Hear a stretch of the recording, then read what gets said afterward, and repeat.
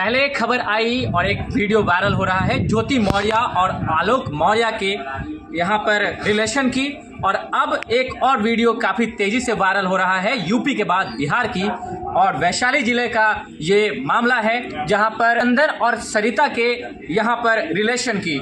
यहाँ पर बिल्कुल ज्योति मौर्य की तरह ही और आलोक मौर्य की तरह ही यहाँ पर भी मामला है।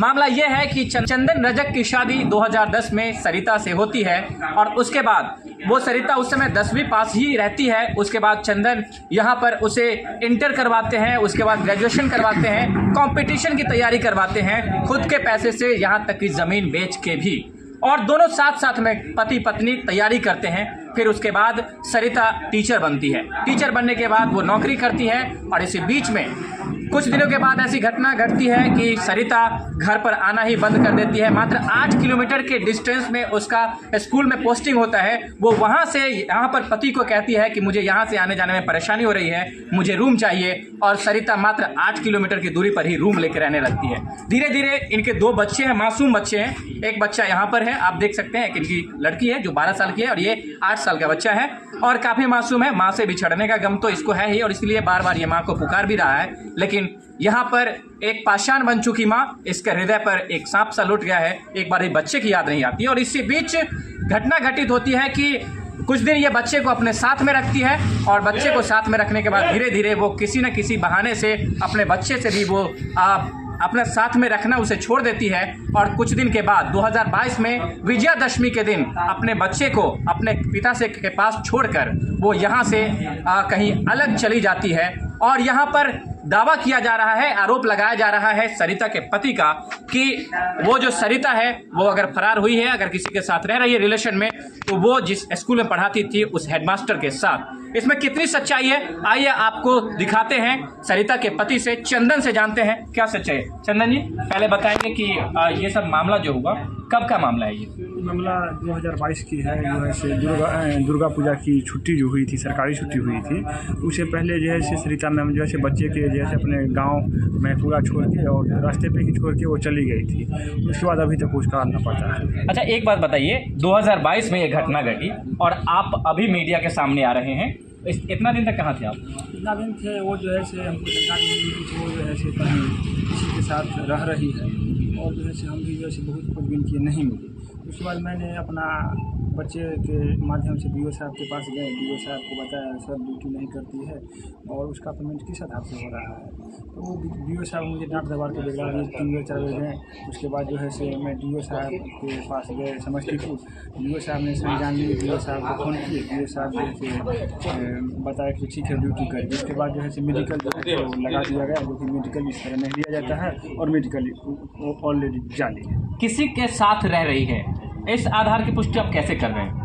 हेडमास्टर के लिए मोबाइल का लोकेशन लिया जाए, और जो है सो वो हेडमास्टर जैसे अपने खुद यहाँ रहता है, उसको कहीं रूम लेकर रखा ही रखा। कैसे, किस आधार से कह रहे हैं? वो जो है मेरे बच्चे जो है वैभव है, वैभव मम्मी के साथ रहता है, उसी के माध्यम रहता है या रहता था? रहता था जी, उसी के माध्यम से। गांव वाले भी आसपास के बताते हैं क्या? हाँ, वहाँ के ग्रामीण भी कहता है, वहाँ के ग्रामीण भी यही स्टेटमेंट दे रहे हैं कि मैडम कहने से नहीं आता है, और वहाँ के ग्रामीण भी देखते थे मैडम जैसे राहुल के जरूर रहता था। मतलब मैडम नहीं आती है फिर भी स्कूल में अटेंडेंस बन रहा है? हाँ, अटेंडेंस। आपने थाने में आवेदन दिया गुमशुदगी का या फिर फरार होने का? नहीं, मैंने नहीं दिया। उसके बाद मैंने कुछ जो है से कागजी कार्रवाई की है। जैसे जब मैडम ड्यूटी नहीं कर रही है तो किस आधार से इनका पेमेंट बन रहा है, और किस आधार से जैसे इनका जो है से वो यानी कि अटेंडेंस बन रहा है। मुझे वो आवेदन दिखाएंगे जहाँ पर आपने कागजी कार्रवाई की है? हाँ, और जरूर आपने अधिकारियों को दिया है? जरूर हम दिखाएंगे।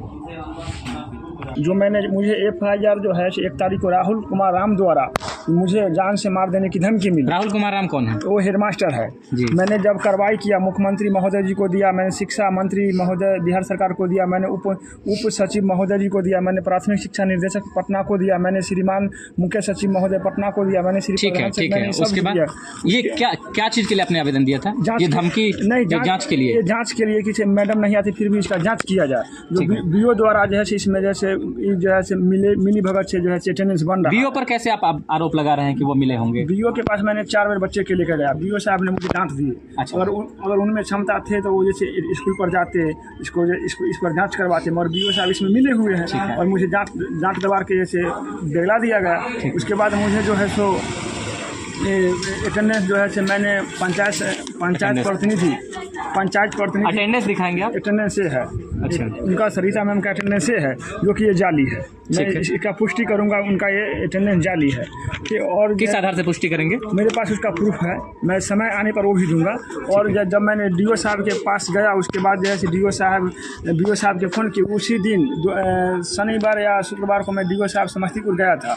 उसके बाद जो है से सोमवार या मंगलवार को सरिता मैडम द्वारा या हेडमास्टर द्वारा ये जो आवेदन जो है से मेडिकल लगा दिया गया, जो कि इस तरह मेडिकल नहीं लिया जाता है।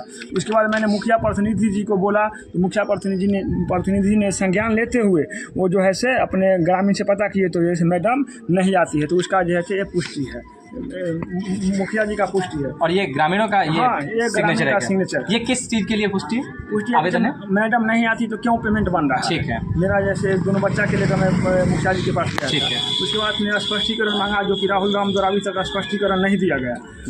उसके बाद जो है मैंने जो मुखिया जी को जो दिए थे आवेदन, जिसको जांच लीजिए, तो मुखिया जी जांचे थे, वो मेरा आवेदन मेरे द्वारा लिखा गया जी। उसके बाद मैं RTI के थ्रू मैं बीओ साहब से मांगा, इसे मैडम नहीं आती, इसका जैसे कुछ अथी दीजिए, डॉक्यूमेंट दीजिए, जो सूचना के अधिकार के अंतर्गत मांगे। अभी तक जो है बीओ साहब नहीं दिए हैं, जो कि मैंने बीओ साहब के 13/5/2023 को पटोरी को दिया था, नहीं दिए। उसके बाद मैंने सूचना आयोग पटना को लिखा, अभी तक वो भी नहीं आया, वो भी आ जाएगी।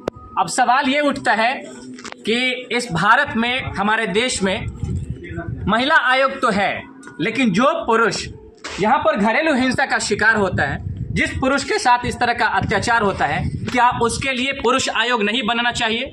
क्या महिलाओं के साथ ही अत्याचार होता है? क्या पुरुष के साथ हिंसा नहीं होती? यहाँ पर आप ज्योति मौर्य के बाद, आलोक मौर्य के बाद आप देख सकते हैं, यहाँ पर चंदन भी यहाँ पर इस मामले के शिकार हैं, लेकिन इनकी व्यथा को सुनने के लिए यहाँ पर कोई अधिकारी नहीं आ रहा है, केवल मीडिया कर्मी आ रहे हैं। और यहाँ पर देख रहे हैं कि इन छोटे छोटे चंदन, यहाँ पर तो ये आप समझिए कि आत्मनिर्भर हैं और इनके पास में भावना शक्ति भी ज़्यादा है, लेकिन इन छोटे बच्चों का क्या होगा जो अपनी माँ के जिंदा रहते हुए अपनी माँ से अलग है? ये बहुत बड़ा सवाल है। और इस तरह की, जिस तरह की यहाँ पर अधिकारियों द्वारा यहाँ पर नाकामी दिखाई जा रही है और इनकी बातों को इग्नोर किया जा रहा है, ऐसे ही इसी कारण से यहाँ पर बिहार में इस तरह की घटनाएं लगातार बढ़ती जा रही है।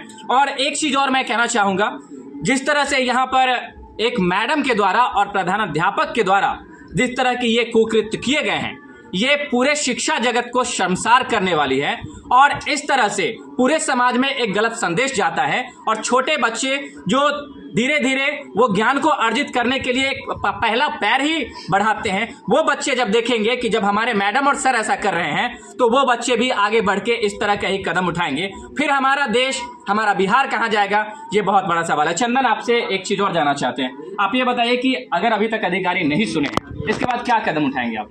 इसके बाद मैंने जो है मैंने मुख्यमंत्री जी को लिखा हूँ, मैंने मुख्यमंत्री से सामने से दोनों बच्चे के लेकर जाऊँगा, मुझे न्याय चाहिए। जनता दरबार में जाएंगे आप? हाँ, जनता दरबार में जरूर जाऊँगा, समय आने पर मैं जरूर जाऊँगा, क्योंकि मुझे मास्टर द्वारा जान से कभी भी मार दिया जा सकता है। अच्छा, जो मैंने शुरू में बताया था कि आपने अपनी पत्नी को पढ़ाया लिखाया शुरू से 10वीं से लेकर, इसमें कितनी सच्चाई है? वो जो है जांच की विषय है। मैंने अपने यहाँ से जो है मैट्रिक इंटर करवाया और ग्रेजुएशन करवाया और टीचर ट्रेनिंग करवाया जी। मैं अपने यहाँ से करवाया। कंपटीशन भी तैयारी? हाँ, कंपटीशन समस्तीपुर और दरभंगा में मैं करवाया और जी खुद किया। अच्छा, सिग्नेचर का जो है फिर आपने डॉक्यूमेंट में बताया है जी। आप कंफर्म है कि सिग्नेचर जो है बदला गया है? हाँ, एक मैं कंफर्म हूँ और ये जांच की विषय है। मैं चाहता हूँ कि इसे शिक्षा विभाग का जो CBI हो, इस पर गठित होकर इस पर जांच किया जी।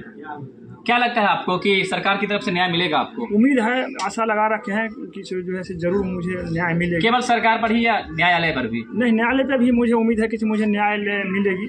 मुझे समय है, देर है अंधेर नहीं, सच होती है, झूठ होती है जी। एक बात और है, यहाँ पर मैं ये कहना चाहूँगा कि जो महिलाएं अभी ज्योति मौर्य के बारे में ये उनका पक्ष ले रही थी और ये कह रही थी कि हर किसी को अपने अनुसार से जीने का हक है, तो मैं आपको एक चीज बता देना चाहता हूं, हर किसी को जीने का हक है, अधिकार है, लेकिन आप अपने अधिकार के कारण किसी दूसरे को बर्बाद नहीं करें और उसे जिसने जना है, जिसको आपने जन्म दिया, ये अधिकार नहीं है, ये आपके मन का भ्रम, ये आपके मन का जिद है, ये आपके मन का बहकावा है और ये आपके मन की तृष्णा है, आपके मन का एक ये कहे कि आज की हमारी खास और विशेष पेशकश दीजिए अनुमति, फिर भेंट होगी किसी और मुद्दों के साथ।